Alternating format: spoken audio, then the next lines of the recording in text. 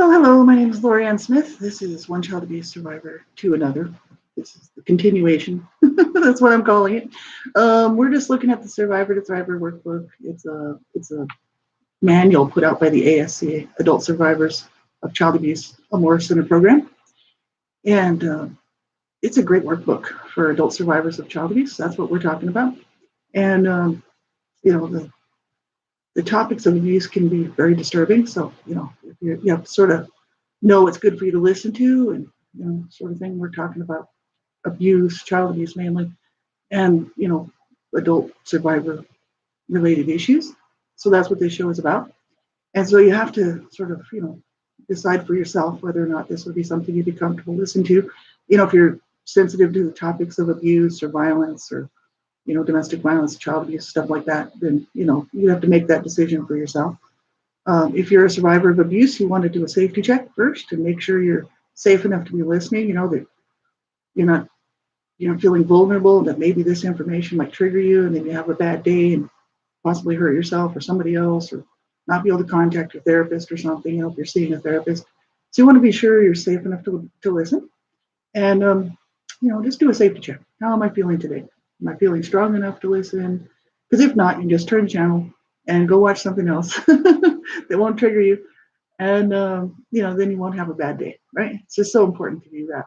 And, because child abuse information is hard to look at any time of the day, especially first thing in the morning. This is pretty much the only time I can do this where I can guarantee I'll actually do it.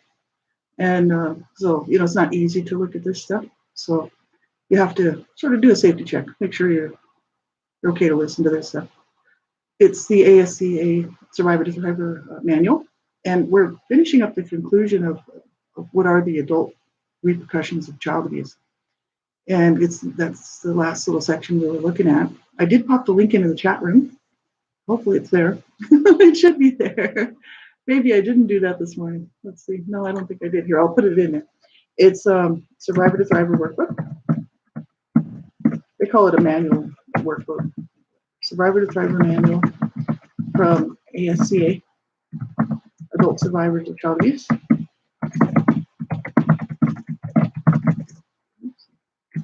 Child abuse. This is a Morris Center program.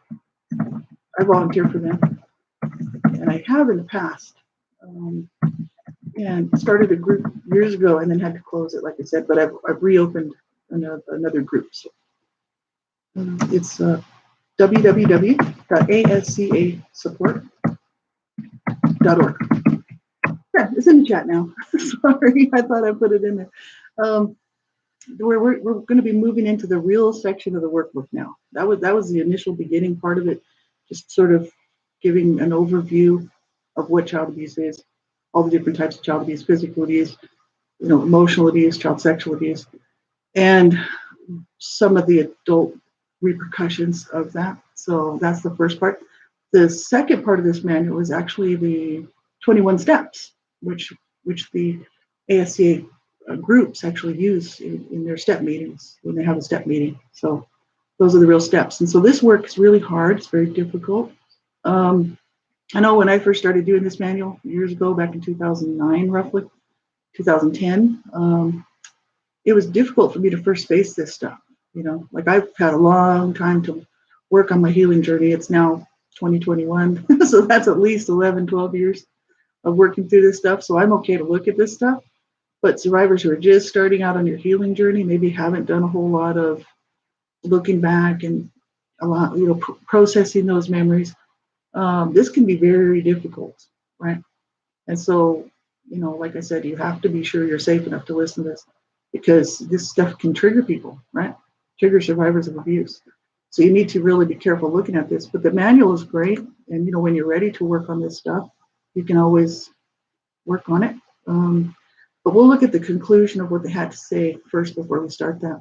I'm just reading from their PDF. You can grab it as a PDF download, or you can actually you can read it online as a web page. I believe it's still available as web pages. You can just click through and read it online if you don't want to download it. And you can also order a copy. Like if you wanted a hard copy, they do charge for that because they have to pay for the binding and the collating and all of that. So, it costs money. So They charge for the hard copies, but if you want to download it, it's free. And it's free to use. Like, I'm sure they wouldn't mind me going through this book on here, as long as it's not monetized, and I don't monetize my stuff. So as long as you're not making money on it and saying it's your material, changing the words to say that you wrote it, sort of thing, you're free to use it. And so, because they want people to use it, because to help them out, to help adult survivors. So it's a good workbook. So page 63, conclusion, that's where we're going to pick up today. It's the last part of this. Like I said, the adult repercussions. What are the adult repercussions of child abuse? It says, reading the information in this chapter may have stirred up many feelings in you. Recognizing that child abuse may continue to impact you past your childhood is a necessary step in your recovery. The tendency to sabotage yourself in various aspects of your life does not mean that you are a bad person. It means that you are a wounded person.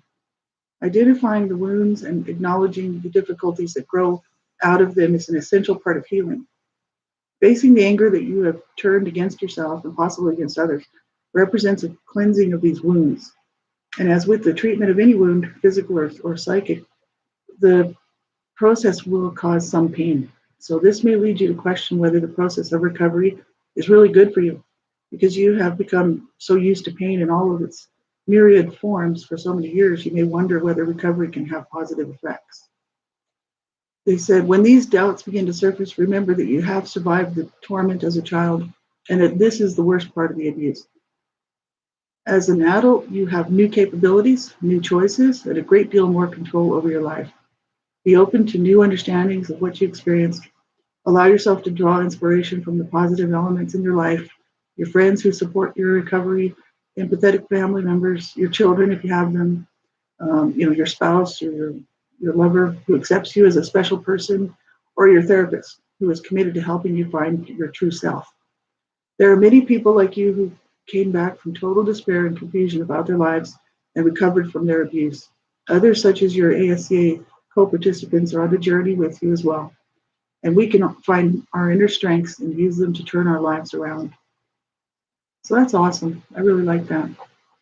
And it's true, some people, because it does, looking back, for abuse survivors is quite often painful, right? And so people would think, well, why would I want to do that? I've already had enough pain, right? My issue was I was getting to the point where, like I talked about it a lot yesterday, actually, the whole suicide thing.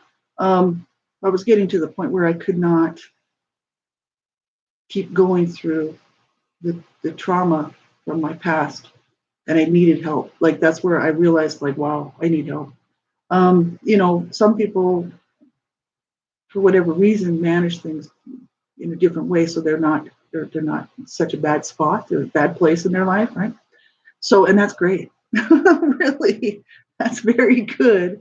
Because you don't want to spiral down like that. But so many people do spiral down like that, and then end up having like a breakthrough crisis. I always called it a breakdown, right? Because that's what I always heard it was called, breakdown, mental breakdown. But they call it a breakthrough because it's actually the point where you're going to reach out and get some help, right? But it's a horrible place to be, absolutely. And so, when I started reaching out and getting help, that's when my life started to improve. That's why I do these shows, because it's just important for people, anybody out there who's wondering, should I even start my healing journey? This is going to be painful, man, looking back at the past. So many things are unresolvable, obviously, Hi, Wanda. Good morning. How are you? I hope your day is going good so far. It's early. It's only 9:09 here. And just getting going. I've actually been up for a long time. So I woke up like 5:30 or something, ridiculously early. And so, it's hard. These things are, they're tough. Like, people would say, well, I've already had enough pain. Why would I want to look back? And that's just the issue. You're the only one who can be the judge of that. You know what I mean? We all have to make those decisions for ourselves. And you don't want to let somebody, including me or anybody else, tell you, well, you need to do this. You know what I mean? It's clearly your choice. For me, I really felt I didn't have a choice. At the age of 42, the last time I was so down that I just thought I was never going to come out of that. I didn't think I was going to make it. And I realized I needed help. And I'm glad that I reached out and got some help. But that was my decision. See, not everybody's, everybody's different, right? So you have to be really careful when you're looking back. And sometimes, like I said, things are not resolvable. There's no, even though I've worked on my healing journey and I've done massive amounts of work on it with all sorts of different tools and resources and survivor groups and different people. And, there's things that will never be able to be resolved, and obviously because we can't go back to the past. We can't quite often get our abusers to even apologize for what they've done. Sometimes survivors have had an apology from their abusers, but not always, and it's quite often it's not the case. You know what I mean? So I've had to learn how to live with what I can live with what I have. And in order to do that, I had to make peace with myself. I'll never be able to really make peace with my past. I mean, it was abuse, it was horrific. There's no, I can't sugarcoat it and put enough, you know, I can't even begin to think that what I went through was okay. It's like, no, it wasn't okay. So therefore, I have to learn how to cope and to deal with what I have now, with with with the fact that will never be resolved. It will, it can never be fixed, right? So, you know, these things are really, really hard, right? And I guess what it is I knew that I was never going to be able to resolve it with my abusers. So I was just like, I have to be okay with myself, right? I have to be okay with myself. So that's the main bulk of what I've been working on, is learning how to reparent myself, learning to love myself, to care for myself so that I don't hurt myself and I don't self-sabotage my life, sort of thing, always kind of making these decisions that are not the best for myself, becoming my own best advocate, this kind of stuff, making sure my needs are met. And in that does bring me a lot of peace, brings me a lot of relief.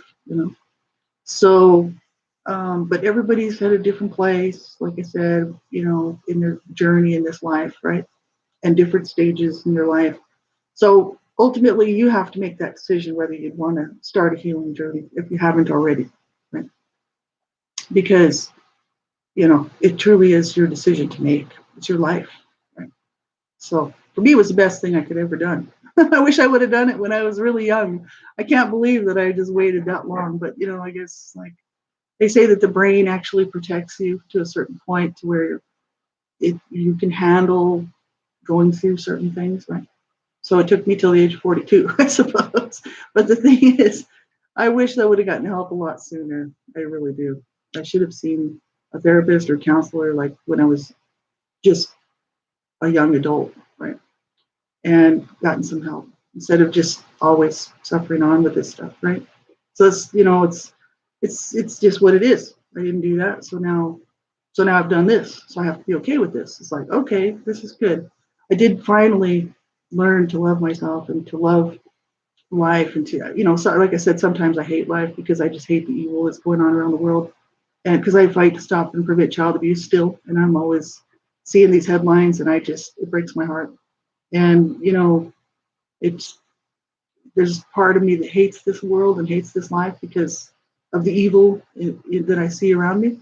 But the thing is I'm enjoying I'm enjoying taking care of myself. I guess that's what it is. I'm enjoying reparenting myself, and getting the stuff that I needed now that I didn't get as a child. So I'm having on anybody else to provide that for me. I'm doing it myself, which is self-love, self-care, stuff like that. So it's really important, right? Absolutely, especially for abuse survivors, right? If you went through such torment, and as an adult, you shouldn't be suffering on in more torment. It's just not right. And so that's why I'm like, no, I've got a peaceful life and I'm happy. Nobody's abusing me, and I'm taking care of myself, like I said. So I'm making these decisions to help myself out. But like I said, only you can be the judge of whether you need or if you haven't started a healing journey, you're the only one that can make that decision for yourself, right? And how you'd want to go about it, right? This is like group support, peer-to-peer group support, ASCs. adult survivors of child abuse is a peer-to-peer support group, and so is the SIA, Survivors of Incest Anonymous. That's a peer-to-peer support group. But so many people just prefer to rather just go to a therapist or a counselor, just the one-on-one sort of thing, and that's totally cool. For me, I didn't trust one-on-one, and I still don't. I think there's safety in numbers, and I like people who can relate to what I've been through. So, but some people will find a really good therapist and get some really good help, and that's great. So, it's whatever you need, right?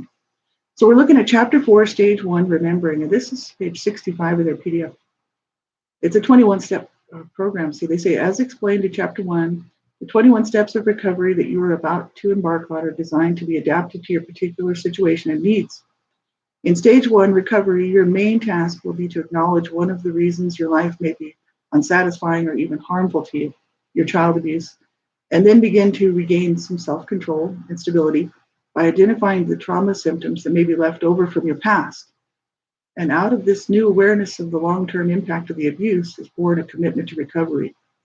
So the steps in stage 1 will help you begin to heal the wounds inside and thus pave the way for changes to be made later on in stage 2 and stage 3.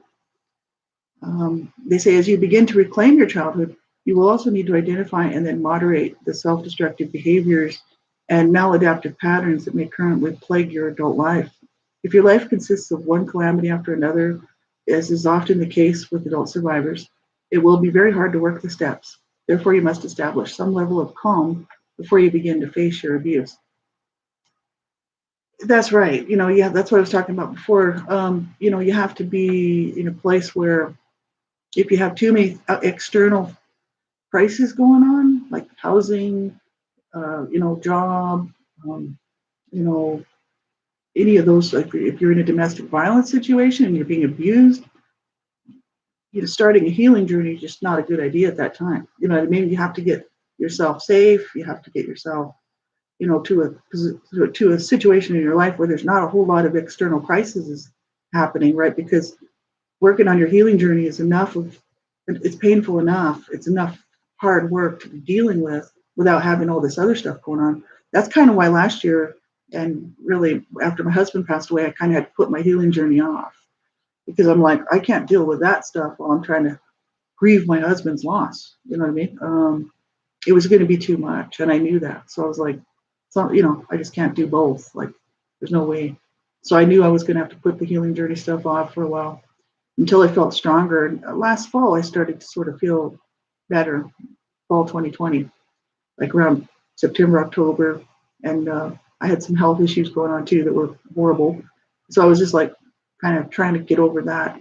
So trying to do that in my healing journey all at the same time, no way. So now I'm feeling better. Things are, I'm in a better position right now to do this sort of stuff. So I recognize that. So I'm like, okay, I'll get back on it. Right. So it's you have to sort of do a self-check where am, what's going on in my life is causing me stress. Is it a lot of external stuff? Because life is stressful, right? Especially right now. I mean, with this COVID-19 thing going on and the whole situation around the world, unbelievable, right? That's stressful enough for most people, right, to be dealing with. And, and then to be thinking about doing a healing journey, it's kind of like, I don't know. You have to be sort of in a place where you're ready to do this and there's not too much stress around you, so that you can actually concentrate on this stuff, right? It said stage 1, like stages 2 and 3, can take anywhere from 1 to 3 years to complete, depending on how severely you were abused as a child, how much of your abuse history you remember, and the extent of the emotional wounding incurred. Sometimes the first stage takes the longest and the remaining 2 stages take less time because you can use the skills and insight developed while resolving the challenging early steps to work through the later steps. And remember that recovery is an individual process, the pace of which only you can determine. It is essential that you not race through the steps. Find a rhythm that feels right to you. You want your healing and the changes that grow out of it to last a lifetime and to provide a stable foundation for your new sense of self. How do you know when you are finished with one step and ready to move on to the next? Listen to the voice of your newly developing self, that fair, honest, and objective sense inside you that is growing stronger day by day. Listen to this voice and cultivate its developing wisdom. This voice will signal when you have resolved the task or issue presented by each step. The step is accomplished if you can demonstrate the task in action with another person, your therapist, partner, or ASCA members, and thus begin to integrate it into your new self. So if you move forward to another step prematurely, simply admit it to yourself, return to the earlier step until you resolve it. Remember too that the 21 steps are flexible and that you do not have to work them in any linear progression.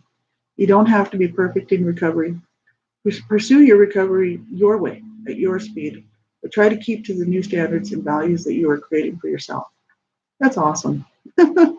And well, that's just it. It takes a long time to do this stuff. That's why it's taken me so long. Some people would be like, "Yeah, I don't want to take that long to be doing this stuff. It's horrible." But the really painful stuff was in the beginning, and that's where I started. It's in 2009, 2010, and a lot of that stuff I was doing blog talk radio shows at that time, going through the material, and then doing the healing work after, like at night, because I was working full time during that time, and I would do that show like 6 o'clock in the morning, sometimes 5:30. I was like really up really early in the morning to do that because I'd get ready to go to work, and I'd just do that show real quick, and then I'd of course I'd go do my day, go to work, and then I'd come home and for a few hours in the evening, usually I'd sit around and I'd do my healing journal stuff, my healing work, right? Of what I had talked about that day. You know what I mean? So it's kind of that's was my healing journey, right? One Child Abuse Survivor to another, the Blog Talk Radio series. So from 2010 really all the way through 2012, I'd say I did a lot of work on that, and all of that was that really painful stuff, you know. And then I actually started to feel a lot better. I was like feeling really pretty good, and I had around 2016, I decided to do, I put a website together because I wanted my work to be all in one place. Blog Talk Radio was making people take their stuff off, all the audios off if you didn't have a paid account anymore. They were only going to let you have like 50 hours or something, or not 50, 50 shows. So I had to remove all that stuff and put it somewhere. So I created these videos, put them on YouTube so I could put them on my website because I had to do all this for free. So it's like everything has to be cheap for me. So I'm like, I have to figure out a way to get them, to sort of stick around. I was hoping that they'd be useful for somebody down the road. And that's what happened. So I was creating a website for this stuff. So then I decided to do a Born in Hell video series because I wanted people the general public, anybody who's interested in child abuse prevention, to see what happens to a child when they slip through the cracks and, how horrible child abuse really is, right? And so those are very honest look at the abuse.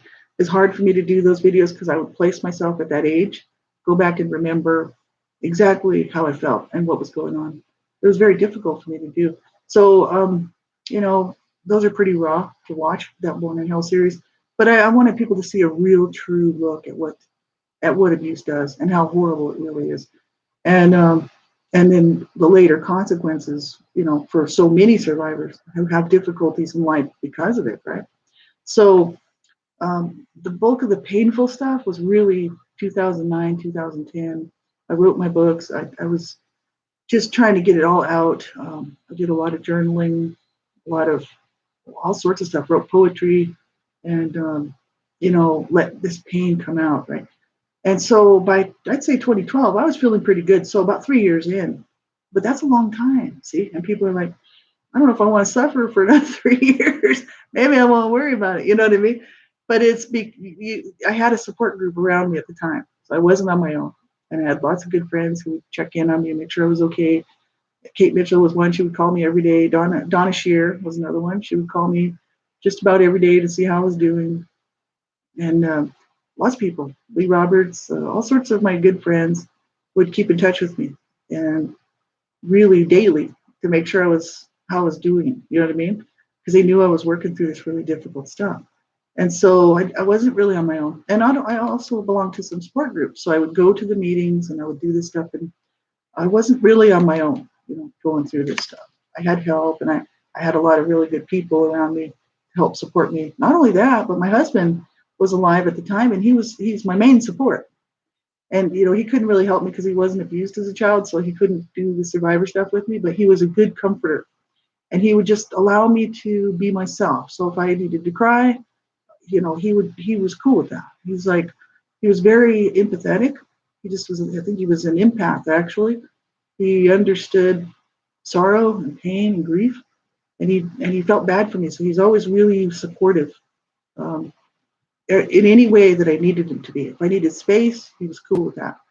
If I needed hug time, he was cool with that. Like he just was there for me, you know. Not everybody has that, see. So it helped me out a lot. But it did take me time to get through this stuff, absolutely. And it does take time. That's the issue. It's not like they said, it's not something you want to race through because that again then is kind of pushing it down. I was actually allowing myself to really go through this stuff. And it's like I said, difficult, very difficult. And but until I did that, I wasn't going to make any progress, and I knew that, right? And so that's why I'm still working on some things. And until I do that, then I won't make any progress in the rest of it, which is the CSA child sexual abuse work that I still am working on, right? So, you know, these things are hard. That's why I do this show, to be honest with people instead of saying, oh, life is great. You know, it's like, you know, it's easy. You can do it. It's like, no, it's difficult and it's very, very hard. And sometimes it really sucks, no doubt. You know, and sometimes it's just so painful, it's just unbelievable.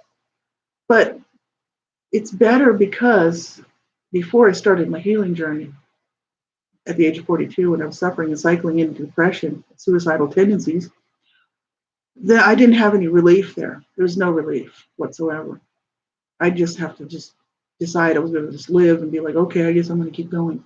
You know, that's a horrible place to be, right? And now there's relief because I've dealt with this stuff. See, so until I dealt with it, it was never going to be any relief, and that's the issue, and that's why that's why at some point, you know, you want to get help. Right? If you're having real difficulties, if you're not having difficulties, don't worry about it. You know what I mean? I'm talking to people who are really having difficulties and just can't cope, and you know, get to these places in their life where it's all a crisis, and it's like, oh my God, you know, I'm not going to be able to make it. That's what I'm talking about. You know, people that get to that place where they're just so down or so angry or whatever, and they're hurting themselves.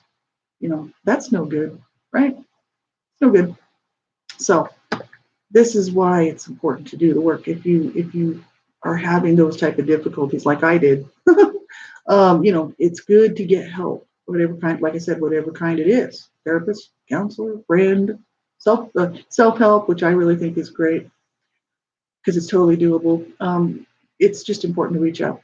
So step one, this is on page 66. This is the first step. And they would do this, like, I mean, when we have our survivor groups, if we're doing a step meeting, we would start at step one and we, you know, the next step meeting, if we didn't finish step one, we'd work on step two. So it does go pretty quick through the group.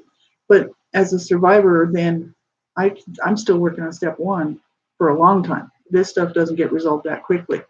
You know, so the group may be on step three and I'm with them on step three, but I'm still working on step one, right? Because the group doesn't take a year to go through each step. It's kind of like that you do that on your own time sort of thing, right? It's just it is very helpful though. Step one, I am in a breakthrough crisis, having gained some sense of my abuse. And for many survivors, this first step represents the first sign that their past has caught up with them. Survivors at this point often experience a breakthrough crisis, something that happens to release a flood of old memories, feelings, and even physical sensations of the abuse. Although this crisis does not necessarily destabilize all survivors, for many it can be the most harrowing time in recovery, and it often provides the impetus to finally face the past. That's exactly what happened to me. The last breakthrough crisis, they call it. I called it a breakdown, but they call it breakthrough. That's what was happening to me exactly. I had an overload of horrific memories, body memories, you know, just remembering the pain and the abuse and the horrible stuff that my abuser said to me and how they made me feel. And it was all just too much. And I was like, how long do I have to keep going through this? You know, that was my question to myself. I'm like, how long can I keep doing this? Right. At the age of 42. Some people will have a breakthrough crisis at 55 or 60 or 65. Sometimes it happens much later in life, right? And some a little bit earlier, but usually it's later in life for some reason. The brain finally lets that stuff just come pouring out, and it's like, oh, now what am I going to do? Now what do I do with all this stuff, right? They said, for those of you who experience less severe abuse, the breakthrough crisis may manifest itself not as a new crisis, but rather as a low-grade perpetual state of disorganization in which everything you can that can go wrong does go wrong. And this reinforces your anxiety, depression, and shame, all your worst feelings about yourself. Survivors of extreme and prolonged physical and or sexual abuse in which terror or violence typically occurred often experience a more dramatic breakthrough crisis. This is usually triggered by some event, seeing a movie, engaging in a relationship that unexpectedly turns abusive, or having a sexual experience that somehow parallels the childhood sexual abuse. This leaves you feeling like the scared little child again, lacking any sort of adult control over your life. And you may even think that you are going crazy and may come up with all sorts of possible explanations for what is going on. Is that as a child, you developed formidable psychological defenses to protect yourself against this massive assault. And you probably continued to rely on these rigid defenses well into adulthood until they no longer worked for you. This is where you may be now. In a breakthrough crisis, your psyche realigns itself in order to bring the past into harmony with the present. Like an earthquake, this realignment results in the release of powerful feelings and energy and can create periods of disorganization, helplessness, and incredible fear. If you're a survivor of truly severe abuse, you may have many breakthrough crises as each new set of abuse memories resurface, although these smaller crises are usually not as tumultuous as the first. It's just so incredibly hard, all of this stuff, right? They said the breakthrough crisis is actually quite normal, although it certainly does not feel normal to you. Crises are scary, and you have been used to screening out all stimuli that might trigger your out of control feelings, only to feel that now you've lost control over your mind. Although it is frightening to do so, it is best in the long run to let these feelings out. Rest assured that this is a temporary experience that will gradually subside as you express feelings and develop a more flexible type of control over your life. And although the breakthrough crisis is normal, you should take special precautions during this time to preserve your safety and to promote healthy integration of these memories and feelings. Anyone who is vulnerable in a crisis, and there have been reports of survivors attempting suicide or engaging in other self-destructive behaviors in response to the crisis. Oh, it says anyone is vulnerable. Okay, anyone is vulnerable in a crisis. And there have been reports of survivors attempting suicide or engaging in other self-destructive behaviors in response to the crisis. So remember that the Chinese definition of crisis translates to danger and opportunity. Your task during the breakthrough crisis is to minimize the danger to yourself by reaching out for help while riding the tidal wave of feeling safely into shore. So they give a self-help section and a professional help section. And this was when I first started going through this manual. I mean, I had really just started my healing journey, and this was very difficult because I had just 2 years before that. It was pretty fresh in my memory of where I was in my breakthrough crisis. So this stuff was hard to look at, and I was just like, yeah, it's tough, these things. And I had started writing a blog. It was a public facing blog because I wanted the world to see what happened. It was a self-protective measure because my abusive dad was staying with me for a year. I let him stay with me, which was a bad idea because we never got along. But he's an old man, and I thought, what can he do, and plus, I figured, well, now's my opportunity to develop a relationship with him because we never had a relationship. It was a very abusive relationship, and I was kind of looking forward to it because my mom had passed away years before. He was on his own floating around Arizona, different places, and he wanted to come up to Canada. So none of my siblings would take him in. My sister wouldn't take him in. She was like, no, I already had him for 5 years. He drove me absolutely crazy. And she would call me and tell me stuff he was doing. And I'm like, tell him he's got to go. Put his stuff on the porch and tell him to go, because he's an abuser, right? And he's an old man, but he's still an abuser. And then my brother was like, there's no way he's staying with me because if he stays with me, I'll kill him. You know what I mean? That's my brother. We'll kill him. Right? And he's passed away too.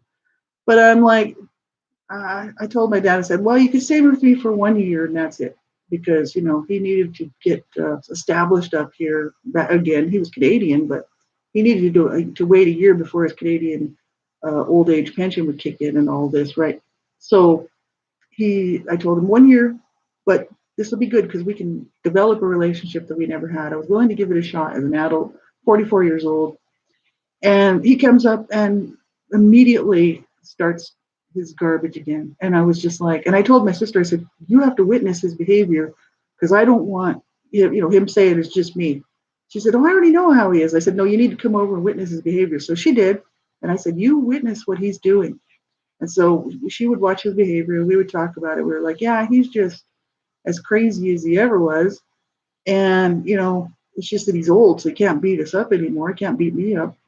And but he was like holding a knife at me in my kitchen one time, and all I did, I came in to just get something to drink. He was in there messing around the fridge, and he didn't realize it was me. I don't know what his probably cycle. He was schizophrenic, right? So who knows who he thought it was, or maybe he thought I was going to hurt him or something.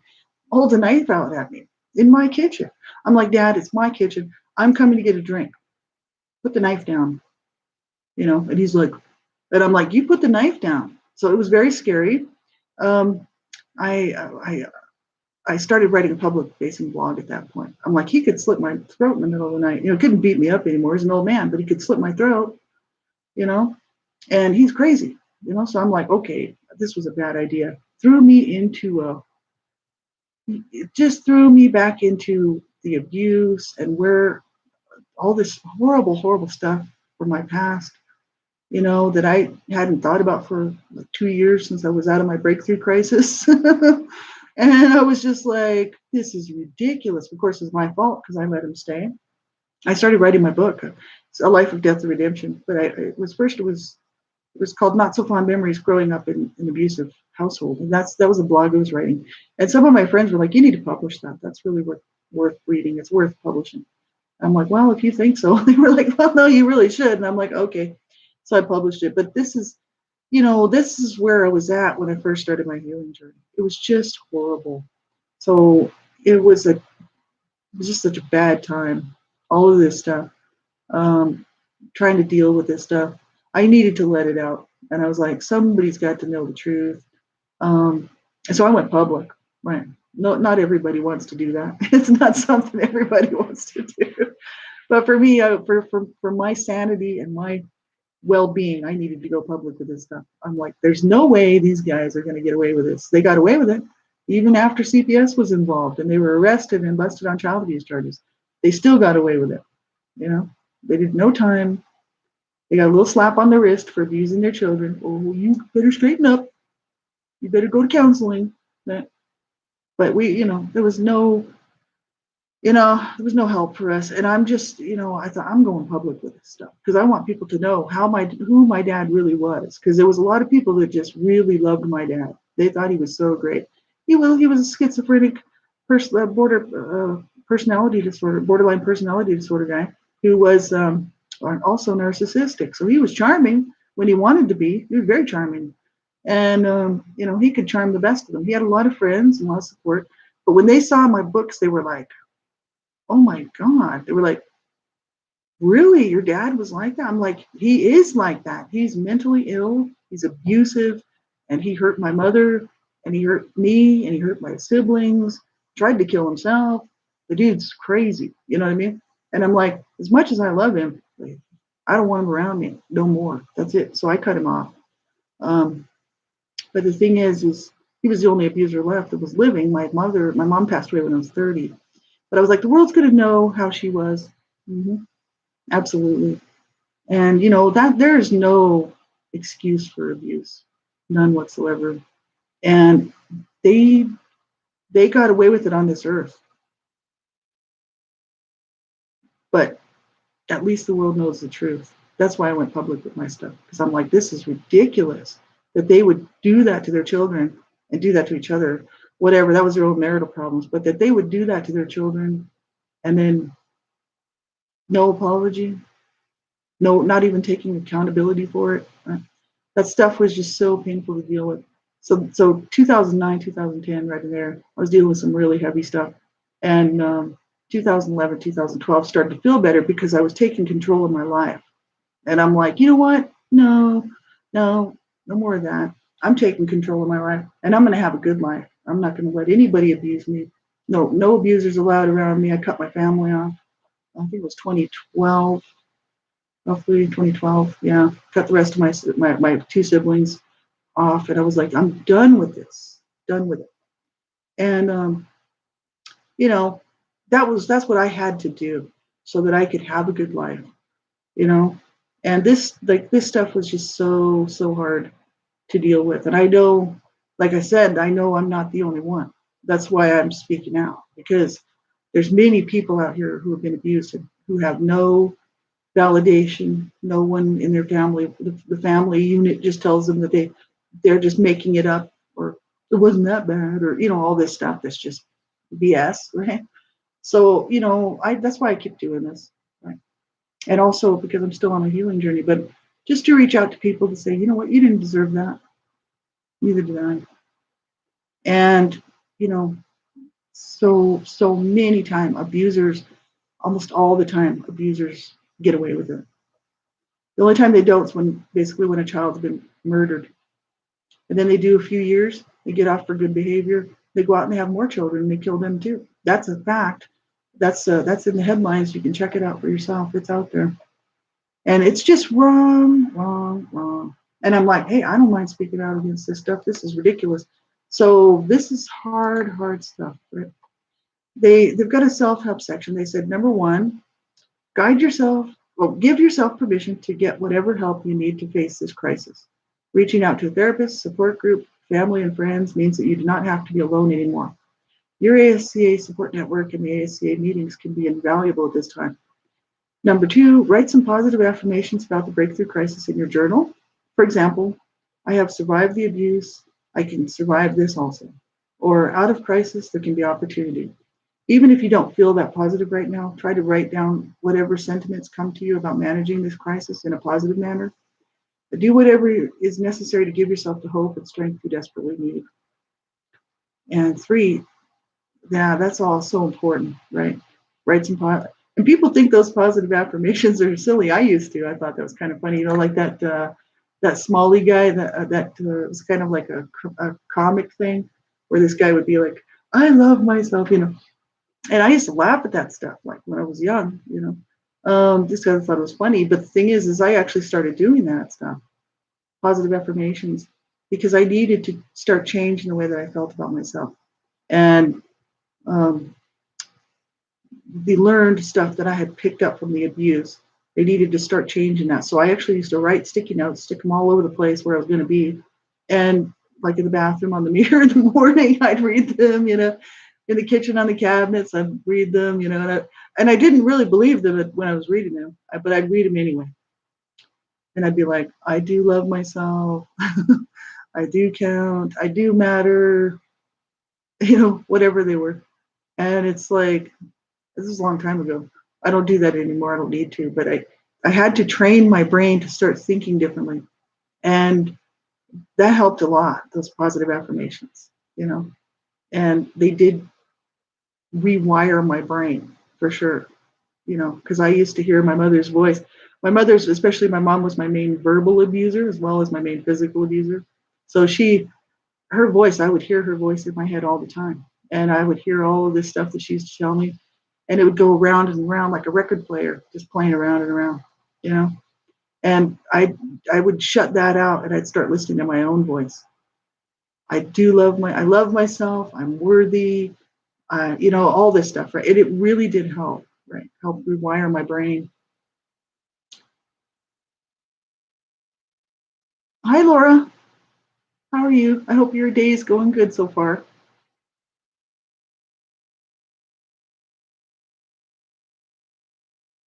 Yeah, that's awesome. Well, that's good. That's the thing. Well, that's just it. There's healthy parenting. It's like not everybody abuses their children. Not every parent is an abuser, right? Um, Hello, girlfriend. How are you? It's just it's good to see that. It really is, because this is the issue. Not every parent is abusive and going to hurt their children. There's good people out there, and there's good parents out there, and even the abuse survivors who would never hurt their children. My mom was an abuse survivor, but she did hurt her children. But it doesn't always happen that way. Some people will say, "Oh, well, if you were abused as a child, you'll just carry the cycle on." Not all do. Many of them don't. My sister didn't. My sister totally loved her daughter. never abused her, treated her like a princess, and really, which because that's what she is. My niece, she is a princess. I love her, and I don't talk to them because they don't like what I'm doing. They think what I'm doing is just bizarre, and they're like, "Why would you do that?" You know, they don't care that I was abused. They don't really care. You know what I mean? My sister never cared either. Well, my sister was one of my abusers. So, I mean, really, I don't really talk about it too much, but she really was. It was more like a sister, uh, sister aggression. You know what I mean? But the thing is I was already being abused. So she kind of took my mom's side all the time. So whenever I was in trouble with my mom, my sister would treat me badly too. You know, it's kind of like she would copy my mom. I think she was doing it to avoid abuse. That's what happens in families where there's a lot of abuse. It's like the siblings won't always come together and try to comfort each other. It's kind of like to avoid the abuse.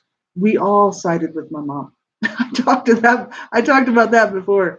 We all sided with my mom because we were like, that was the best place you could be was on my mom's side. It's like, yeah, so if she was mad at somebody, you were too, because you were like, okay, I'm going to be on mom's side. So how it went, very psychologically damaging, absolutely horrific. And what can you do?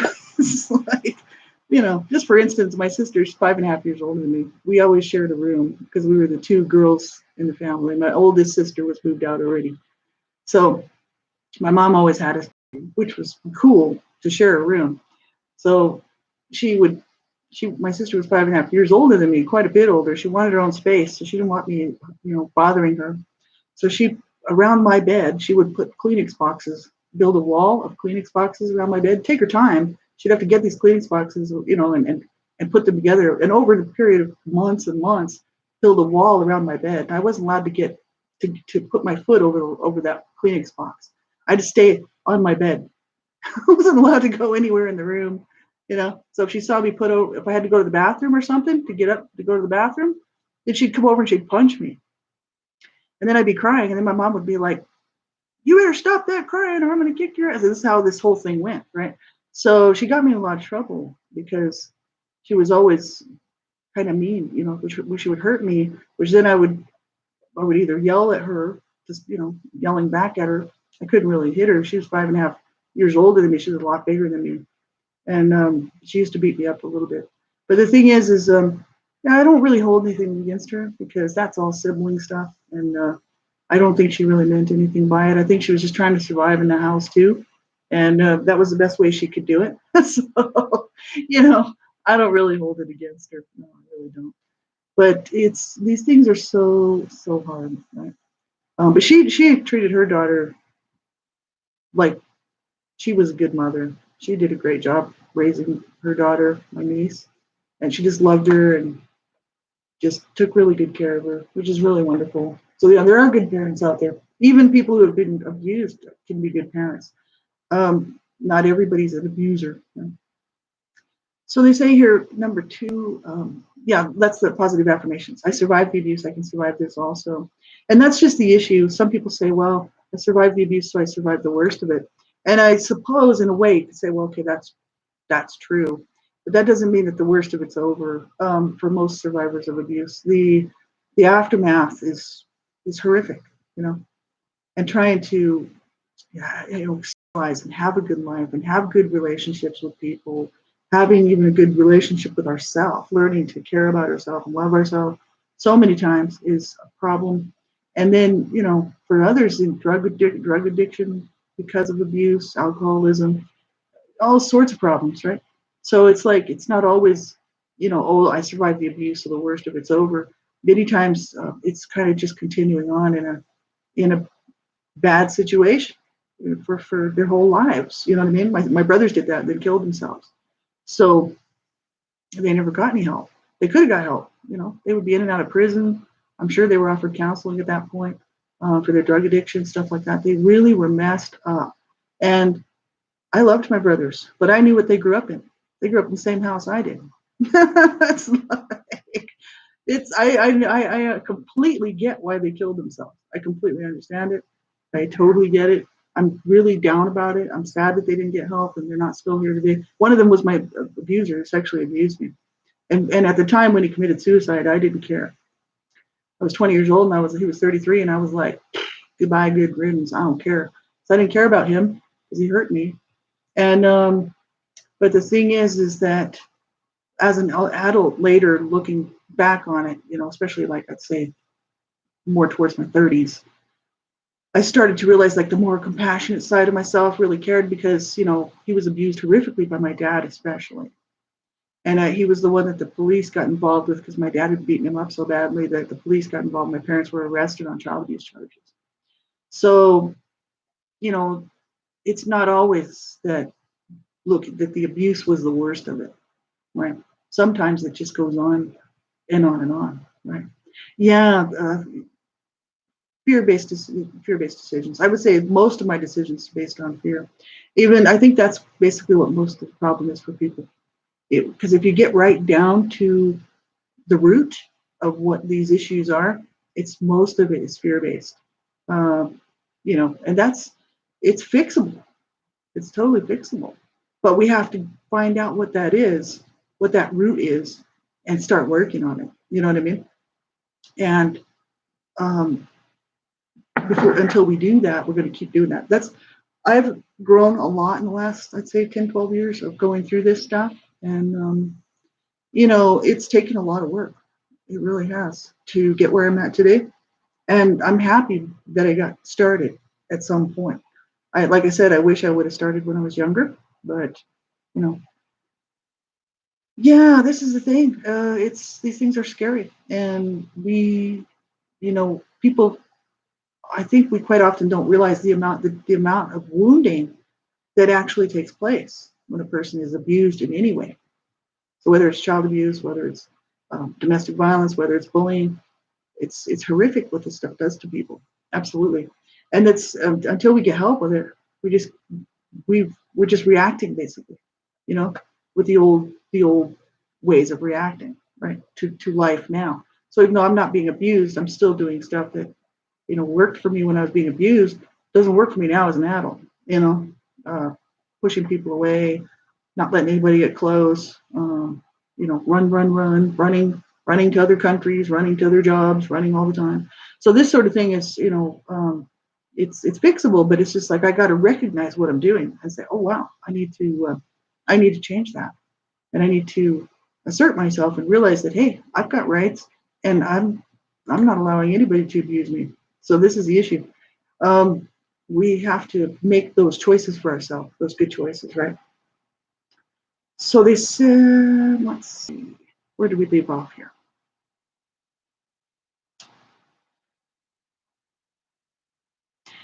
Number 3, learn and practice the simple 7-part relaxation technique. Number 1, sit comfortably and close your eyes. Number 2, imagine lying down at an ocean beach. Number 3, listen to the waves build, crest, and wash over the sand. Number 4, feel your breathing. 5, focus on your breathing by inhaling, holding your breath for 3 seconds, and releasing. Number 6, repeat the cycle of breathing and focusing on your breathing until the tension gradually washes away from your body and you feel relaxed from head to toes.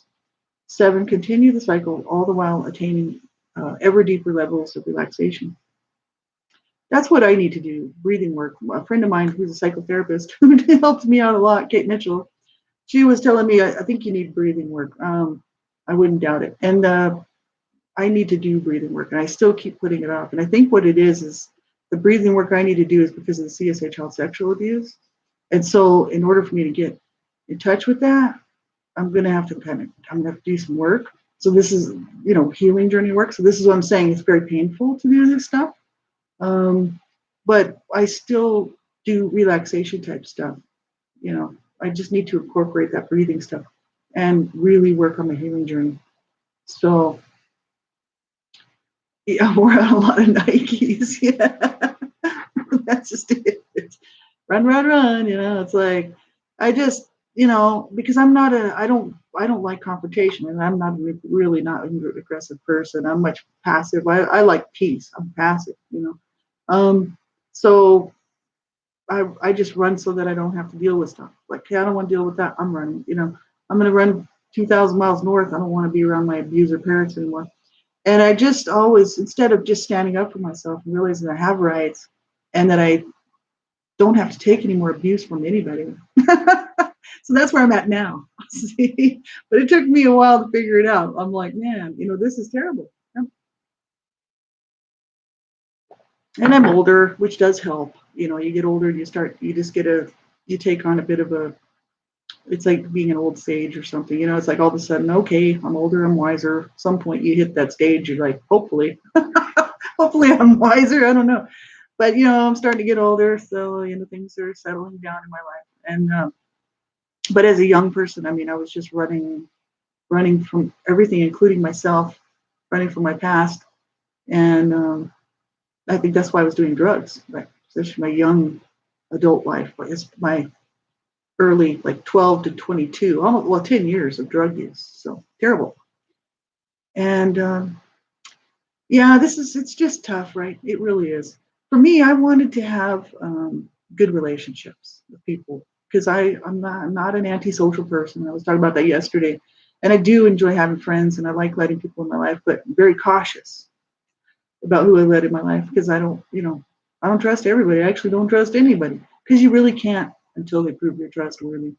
The issue is you have to. I want people to trust me. I mean, I like I was talking before. I mean, I want to be trusted in a friendship type thing, and I have to learn to trust, you know, and so it's a two-way street. I have to be trustworthy, you know. I have to be the kind of friend that I want them to be back to me, right?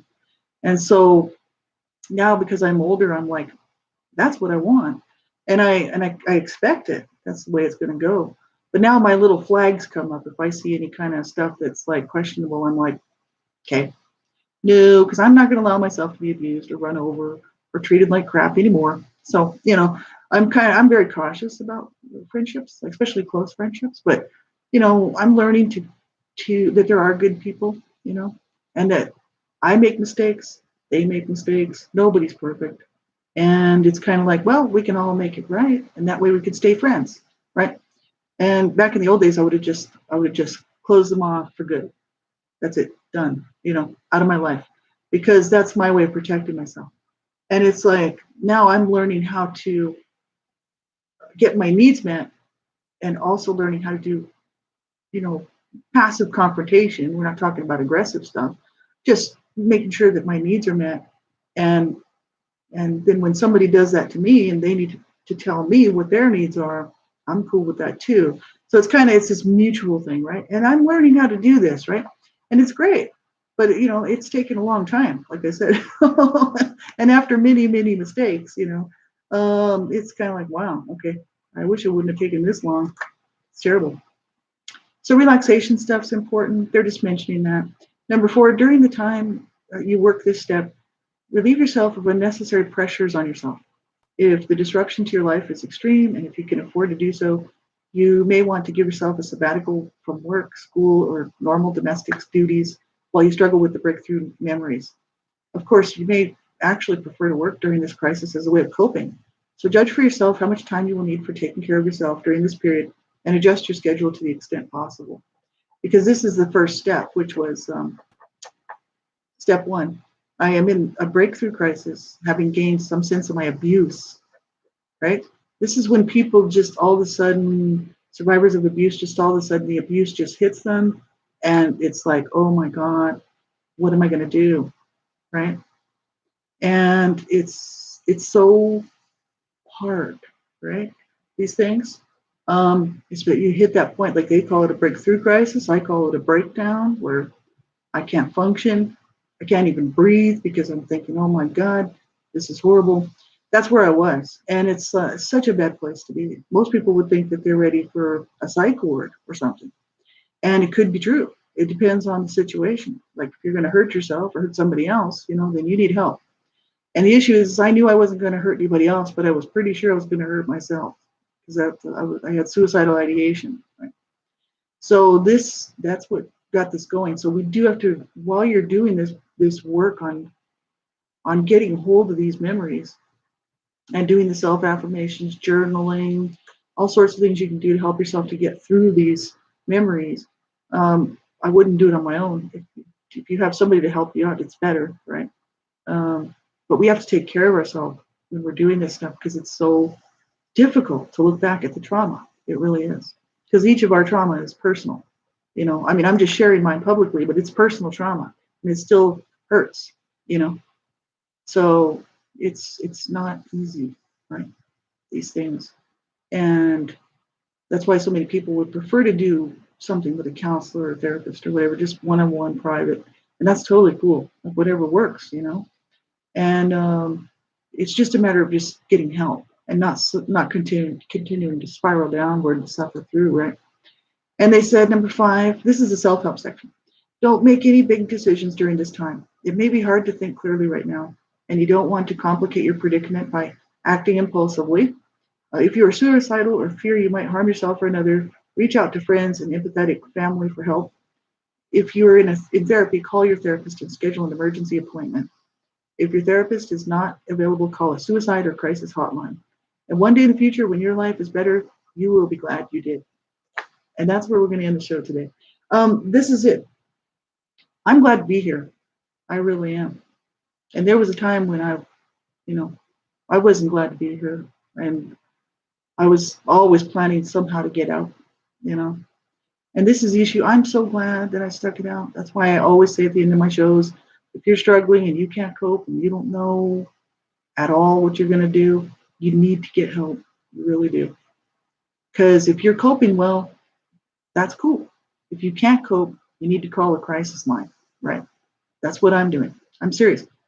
5 years from now, 2 years from now, 6 months from now, I have another spiral downward and I start contemplating suicide again, I'm going to call a crisis line. And then if I don't like that person, I'm going to call another one. And if I don't like them, I'm going to call another one because I'm going to get help. There's no way I'm going to be destroyed by my abuse. There's no way I'm going to let my abusers win this fight. And there's no way that I'm going to let my past destroy me. Absolutely. No, I win this fight because I'm staying alive. My brothers lost because they killed themselves. I'm winning. I stay alive. I'm getting help. I'm having a good life. I want that for you too. So you stick it out so you can come back here and join me tomorrow. And I hope that you have a really good day. Thank you for being here with me, everybody. I really appreciate it. I hope this stuff is helpful for you. If you're a survivor, hang in there, right? Tomorrow could be better. That's what I always say. Because sometimes it's really shitty. Sometimes it's horrible and it doesn't seem like it's ever going to get better. But we have to hold on because it generally does go through cycles. You know what I mean? Life is a cycle. It's a cycle of ups and downs. And so we just have to ride the wave until we get the next crest, right? And it's kind of like, keep going, my friends. And I wish you a really good day. Even though it may not be so good, I still wish you one anyway because I really care about you. So have a good day. Talk to you soon. Bye-bye.